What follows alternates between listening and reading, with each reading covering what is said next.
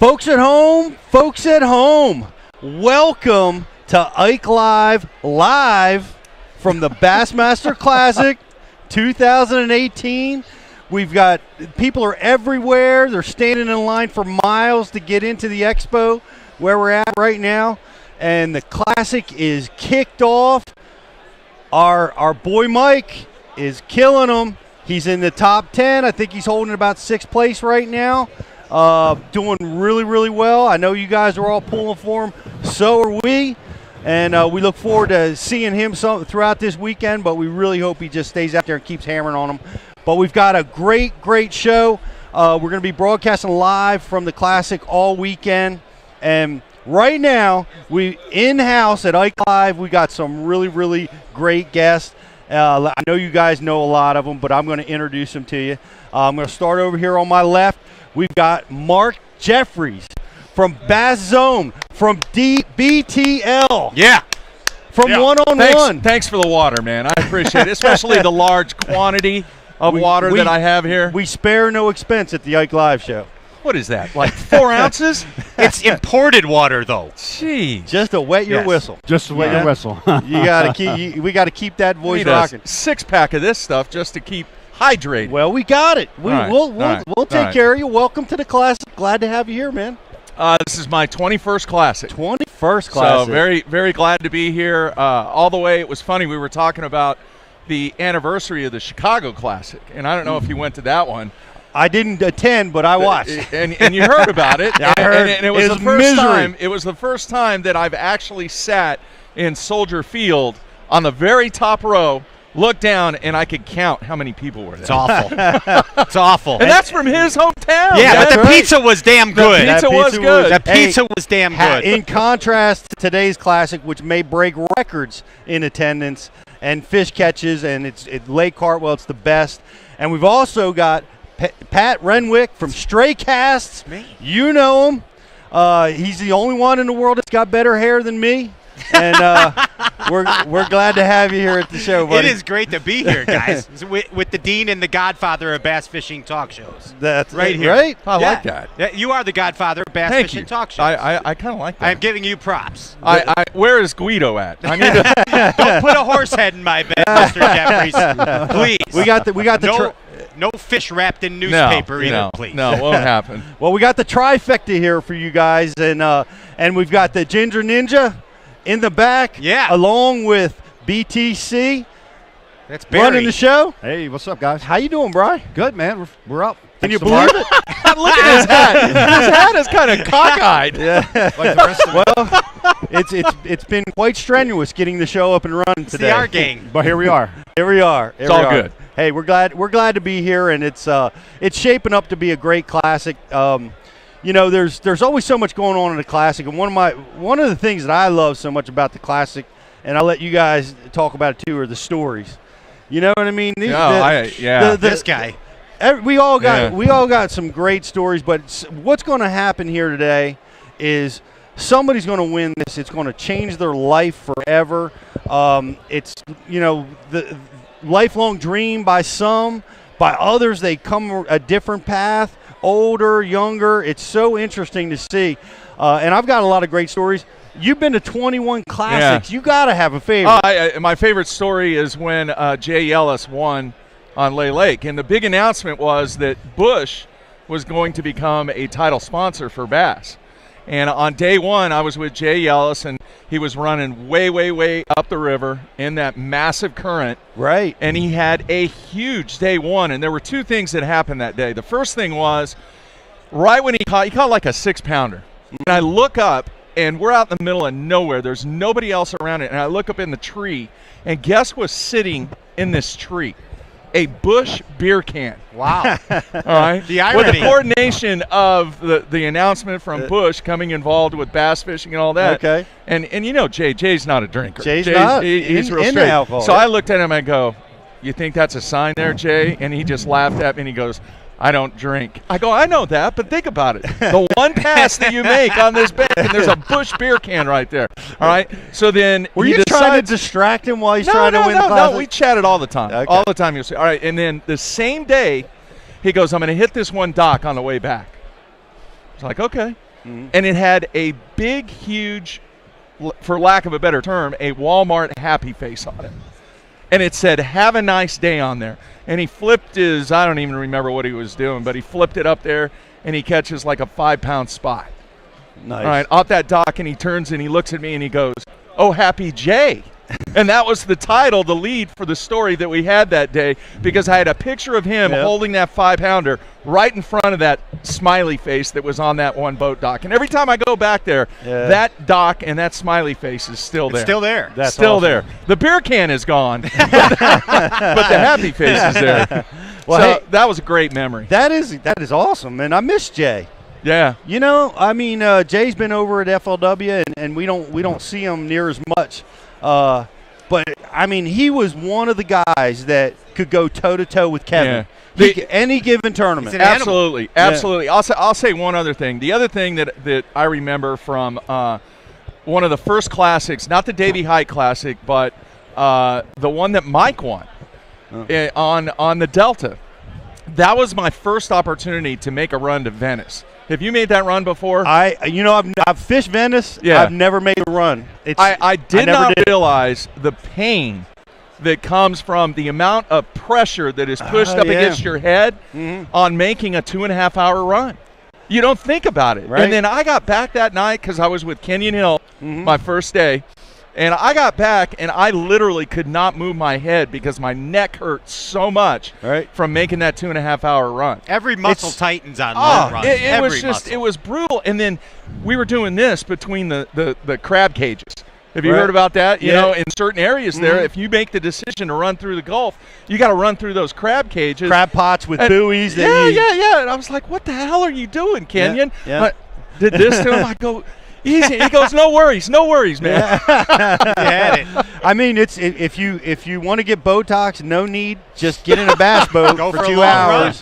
It will eliminate all your wrinkles. That is the longest run, I've ever made in a bass boat, and it is brutal. And then you only had what, 2 hours to fish? Yeah, 2.5 hours, something like that. It's tough. I ran the Bayou Black at the Classic. I fished the Classic at the Delta, and it was a 2-hour boat ride, and you don't do that often. No. I mean, you're right. Your neck muscles hurt.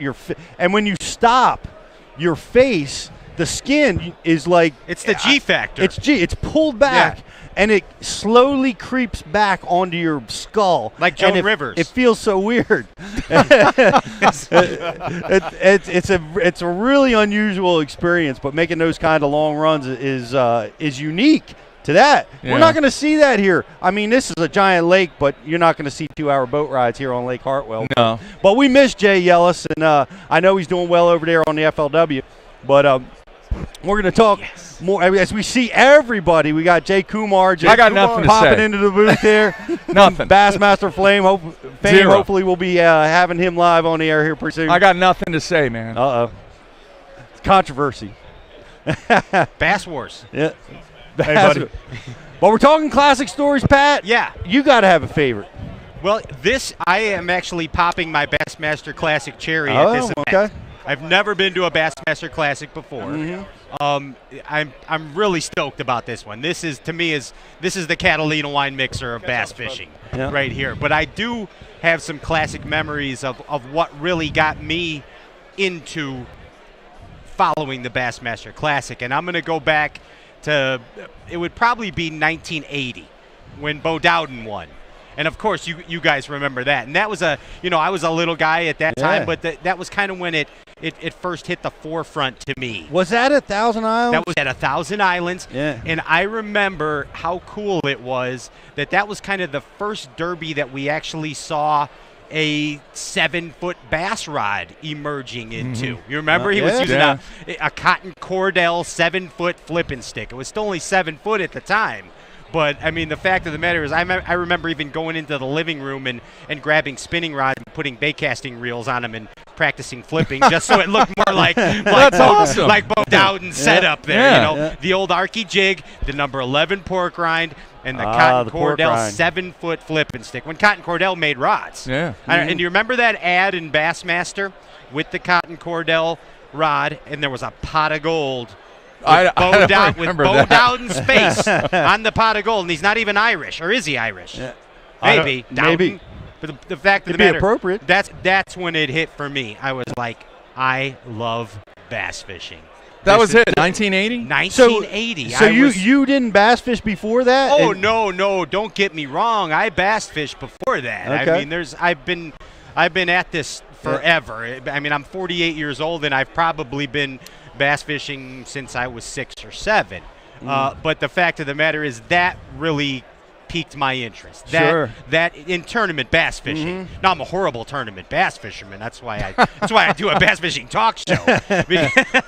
But the fact of the matter is that it had the tournament bug as far as it was from there. And that's awesome. And that's what this tournament does. I mean, how many kids are going to be introduced to fishing and get excited about it right here at the Classic? Yes. How many kids got juiced by Jordan Lee winning last year? Exactly. Right? All the college kids, the high school kids. Here's a super young kid winning seemingly long before his time.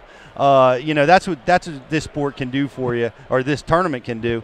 And I gotta say, I've been to a number of classics. I never counted them up because I competed and then I didn't attend and did some. Yeah. But I'm somewhere around that 15 maybe classics I've been involved with in some capacity. But the classic memory I have is the first classic that I made. I made it in 1997.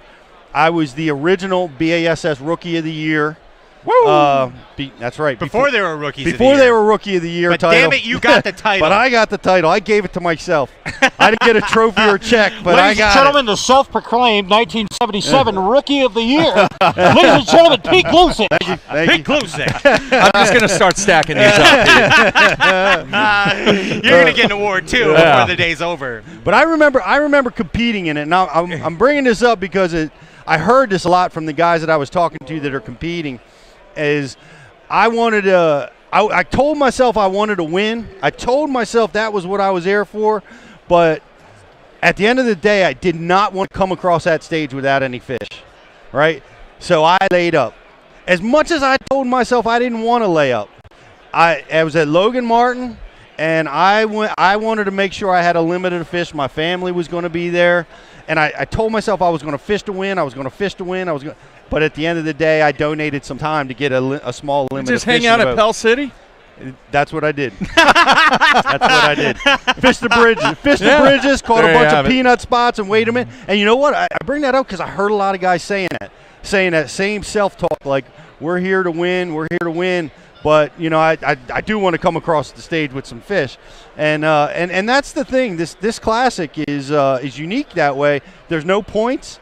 There's no nothing, man. It's like it's winner take all, and you can get caught up in all this hubbub, The hoopla. The hoopla. George Cochran said it the best. He goes, you cannot forget that there's a tournament going on.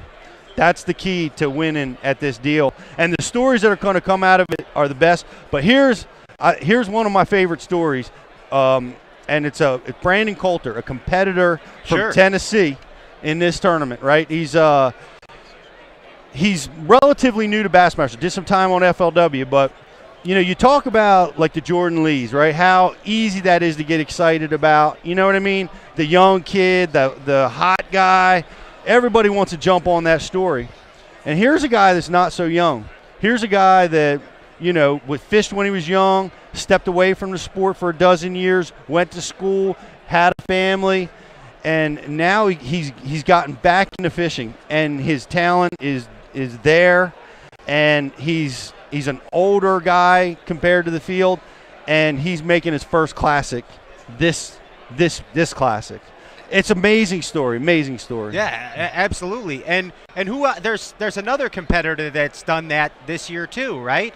Who Well, you got Carl. Sweetback. Yes. I mean, oh my gosh. yeah, but see, Another great Carl story. is a legend in Texas, and a Yeah. lot of people Yeah, don't realize of that course. the experience that dude has in Texas and Oklahoma and Arkansas and Louisiana, specifically Texas, though. And he has probably, for him making his first classic and everybody else that's made their first classic, he probably has more experience in the game than anybody else in the field. Doing pretty well today, by the way. Yeah, he is, So far. and he's very, very versatile. And the one thing about, we could talk about Texas guys forever. Right. All right, but the one thing about Texas anglers is the versatility that most of them possess.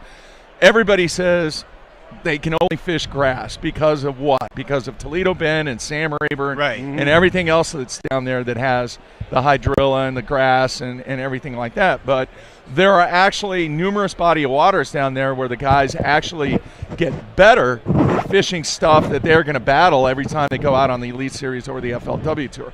Carl is one of those guys, and Carl has an enormous amount of ability to be able to adjust. And how many guys all week leading up to the Classic this week have talked about you're not going to be able to do the same thing all 3 days. Right. That's why I think he's doing so well, and why he will do well is because of his experience and his ability to adjust so much. I agree, and he's also the nicest guy on the planet. Super nice. Certainly the nicest guy in our sport. Yeah, and what I found interesting was that, and I did not know this till I heard him talk about it, that he actually stopped fishing for almost 2 years. Owned 2 rods and reels.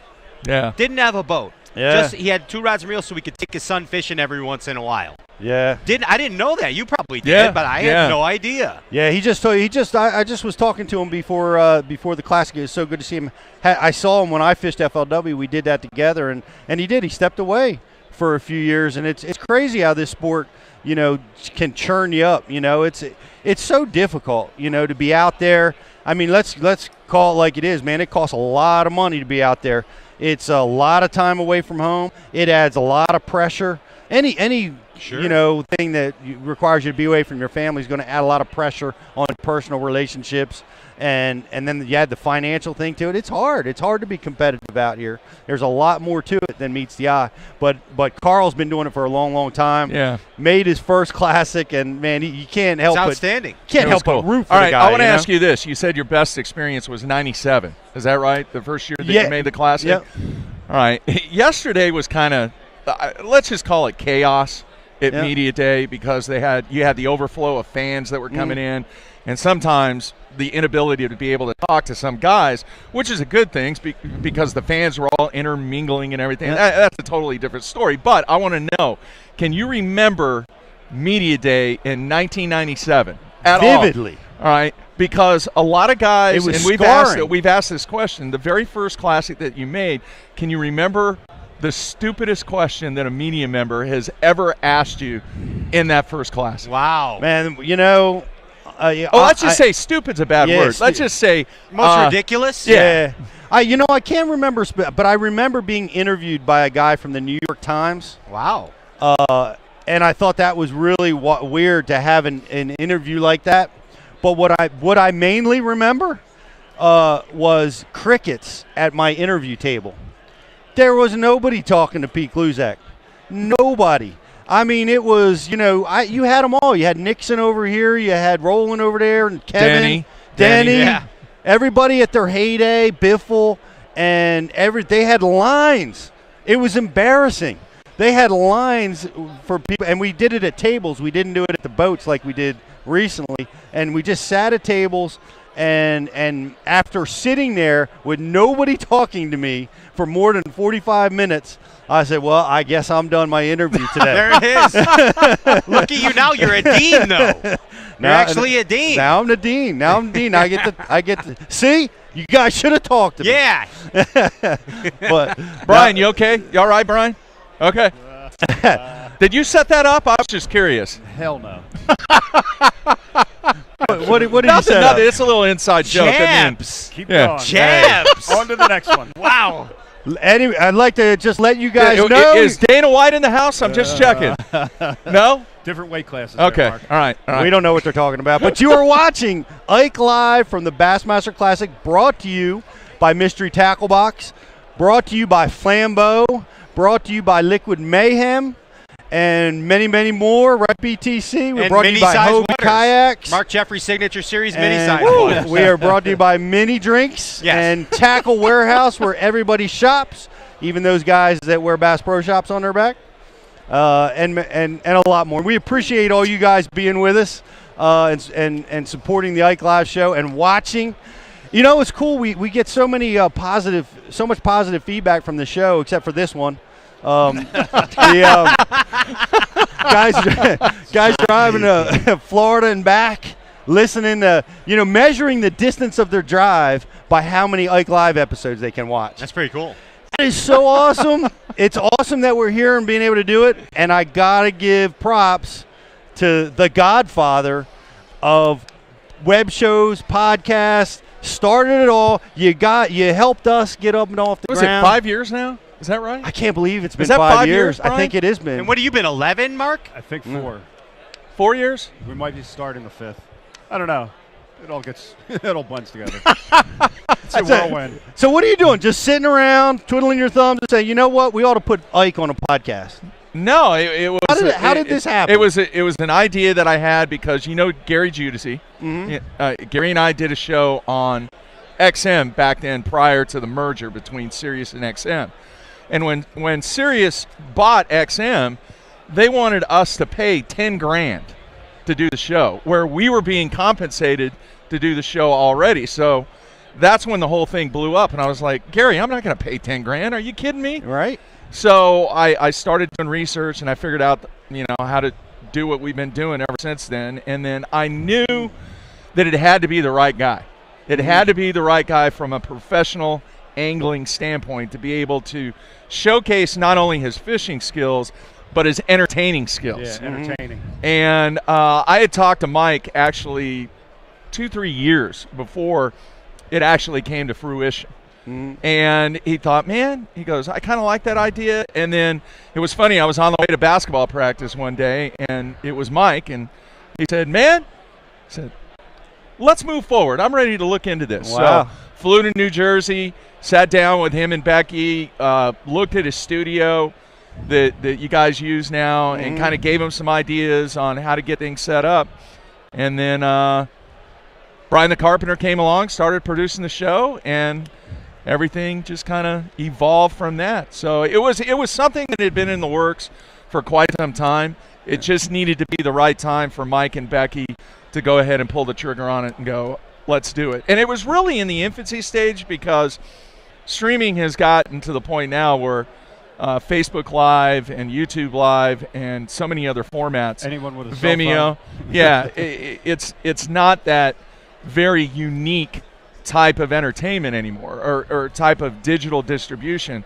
So we were lucky and fortunate enough to get in the early stages where it was still somewhat expensive, but the affordability began to decline as it is with anything. It's just kind of like the whole VCR thing. You remember when a VCR cost $1,000? Yeah. Dude, now you can get one for $19. Easy. Yeah. They're Sometimes coming even back. $12.95. Yeah. So it was just the right time, and I was very, very fortunate that Mike was interested, and I really thought that it was a way that people could find out what Mike is about, besides his ability to be a great angler. Absolutely. Waiting to see him appear on Bassmasters or in the magazine. Yeah. And now, this brings, his personality to the forefront. And there's a lot of this going on now. And I'll never forget, because Mike called me up and he said, Pete, can you come over and talk about Bass University for 20 minutes? And I'm like, all right. And I'm like, for what? And he's like, just come on over. I didn't know. I wasn't on the inside on this one, right? Yeah. And I show up, and he's got me sitting in the green room. I'm on the outside, and I'm listening, and I saw and I'm seeing what's going on, and then I go in, and next thing you know, I got a bigger place in the show, and 5 years we've been doing this and just having a blast doing it. So thank you for getting all this started. It's all good, and the other thing too is, and Mike. Mike, obviously, he's one of the superstars of the sport, but there has to be life after fishing. And when I say that, there has to be life after the tour. And this gives him an opportunity to showcase not only his fishing skills, but just that fan following that he has, even when he makes the decision, whenever that is, to stop tournament fishing. Now he's got a platform where he can really, really continue to touch base with all of his fans, including you, and continue to develop the whole Bass University thing. So technology is great. We've rolled that into Bass University Live now, and we have that show, and we got so much going on, and it's been great. It's been great. I appreciate it, and Pat, you've got a big background in broadcasting too. He's been doing it since The 80s, right? Yeah. 70s? No, It certainly looks like it. no, I did the Bass Buzz radio show. It's not in the 80s? Was it not? No, it was not Okay. in the 80s. I was in high school. For crying out loud. I'm the freaking Godfather. grandpa of this group here. You should know. Jeez. You sent me a card on that day. No, I did the Bass Buzz radios in. I think it started must have been about 2009 or 10, and then we kind of made the decision to make the shift to the web too. And quite frankly, instead of paying the radio station part of the profits, we decided to start a web show to do it on our own, and it's kind of been that same format ever since. You know, when we were on the radio interviewing Bass Pros with a lighthearted, whimsical approach. You know, there's nothing really serious about it when it comes to how we do the interviews on Stray Cast, and we have a good time with it, and we think that conveys to the audience. It's very also. creative. Well, thank you. Pete. Very, very creative. At the It's game a shows. Yes, we different style. We do game Very shows. different style. Very entertaining. Yeah. And he's got 4 guys, right? Is that right? 4 people we that have help Andrew out. Ellenberger. He's the Ginger Ninja who is there over there with Brian the Carpenter. We have Ryan Popcorn Whitaker, who's my sidekick. Right. And then we have JP High, the hip hop fisherman. Who? What's the story what does on JP that? do? Wait, what is the story on that? He's our guy that answers questions on social media. Okay. Yeah. So where did the whole hip hop thing come from? He hips and he hops. So it has nothing to do with West Coast or East Coast? Well, he's a Chicago guy that was a hip hop guy that bass fished, and then now he's a lawyer. All righty. Sounds Yeah. like an What kind of- appropriate what name. kind of a- lawyer, Mark. What kind of attorney is he? A bass fishing attorney. Yes, he specializes in Microtopias salamodius, actually. That's very specific. I made all this up, Mark. He's not an attorney? No, he's a paralegal. Okay. Yeah. Okay. He's a whole pair of them. He is. Does he have a lot of cats? Does he He still has rap? lots of cats named Senko. Yes. So does Mark. I only have one. All right. Is your All cat's name Senko too? No. Oh. Izzy. Izzy. Izzy. Nice. Izzy. It From is Guns N' Roses. it is a Siamese tabby. Wow. It looks like a wild animal. Seriously, it looks like a raccoon. a couple of cat guys in the booth here today. No, not me. No. That JP High. That was the hip hop guy. Yeah, JP High. Does the he hip-hop. still rap? Does he still? No, I think he busts some rhymes on the train every once in a while with his beats. When he's solo. Yeah, when he sings, he raps solo. Yeah. Does he? Solo, you When can't no hear one him. else Does he on put the it on train. social media or anything? No, nothing like that. No? But you want to book him on your show? Yeah. He could come on Do and it do live. that. Maybe he could do our intro for us. Yeah. You know, I'm all about that West Side because I am West Side. Yeah. You know.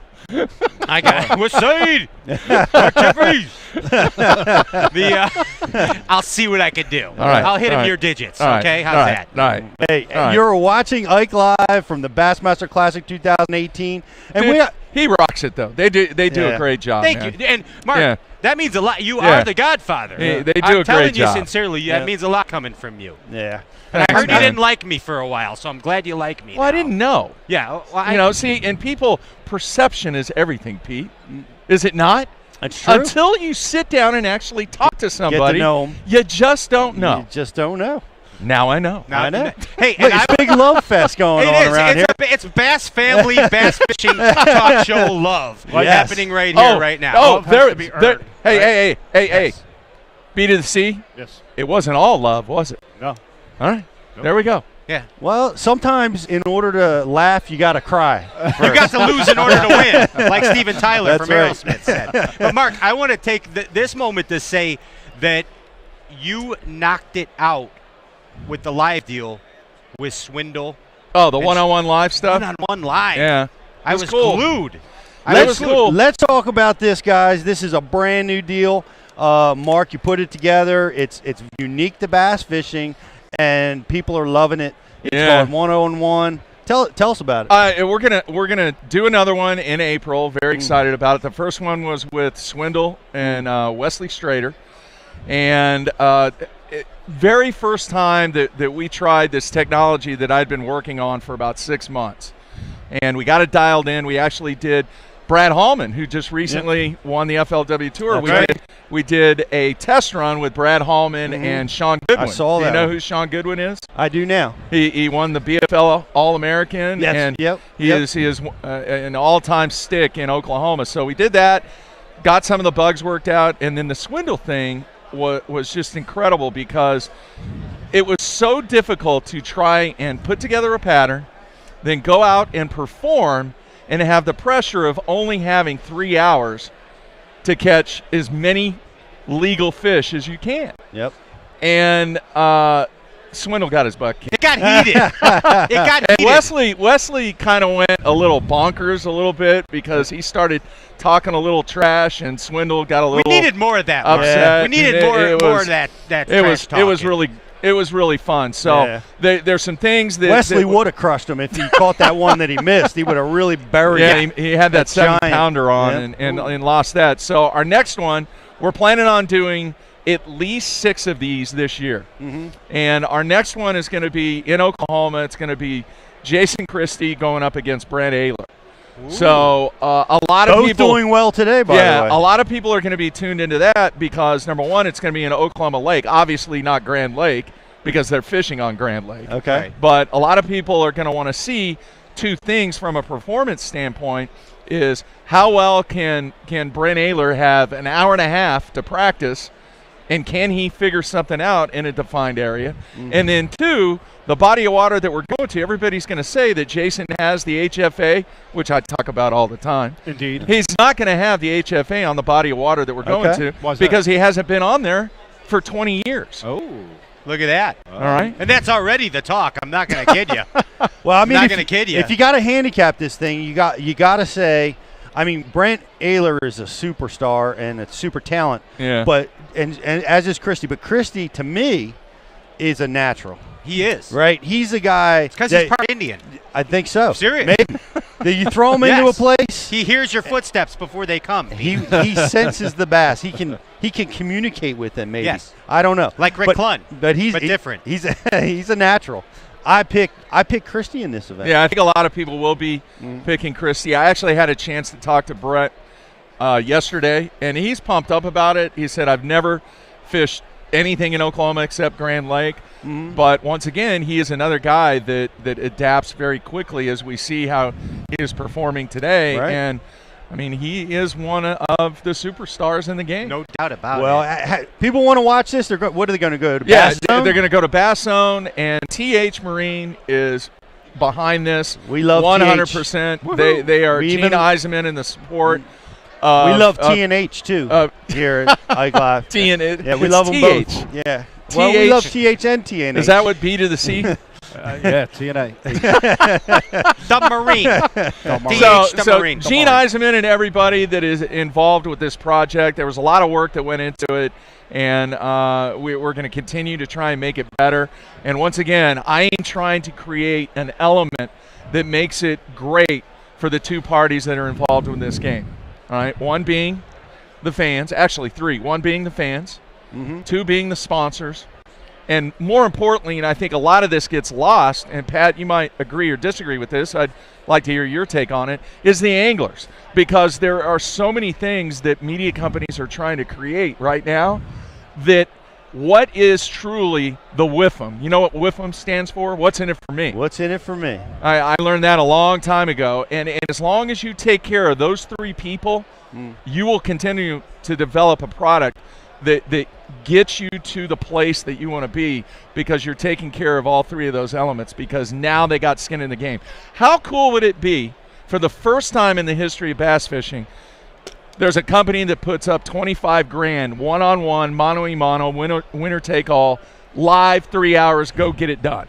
It'd be awesome. It'd be outstanding. And that's what I'm trying to get Look at to. motivation. That's what I'm trying to get to. It's awesome to watch. You gotta watch it. I mean, you watch it. I can't take my eyes off it. I'm watching these guys go head to head. I love watching it. Like, you hear about the fish catches, right, and how exciting and dynamic that is. I love watching it when they're trying to figure the stuff out, right, because I'm a nerd. I'm a bass nerd, man. I'm in. Wesley figured it out, didn't he? He kind of struggled a little bit, but then he Once he got in that riprap area. It was done. That's the juice. And Swindle could not adjust and make the changes that were necessary in that little confined area. And let me say too, what I thought was real cool that separated a professional bass angler from a weekend guy or just a regular bass head like myself was when Wesley sat down and actually made another spinnerbait. Yeah. Because he knew that at any time. That was freaking awesome. But a guy like me, I'm not going to do it. I'm going to keep chunking it, and then it's going to break off at either at the wire or at the arm tip, and I'll be like, I better tie another And did you see how quick he did he that? Did you it. ever done He that? made one in the boat. Have you ever done that? Yeah, I have done it. Could you do it that fast? He's pretty quick. You got to be quick, Well, Pete and I need glasses, so it takes Yeah. a while. What do I have laying right here? But yeah, none of us can. I can't hardly get the line through the rods these days. But that was it, right, Mark? That's the sign of a true pro. Yeah.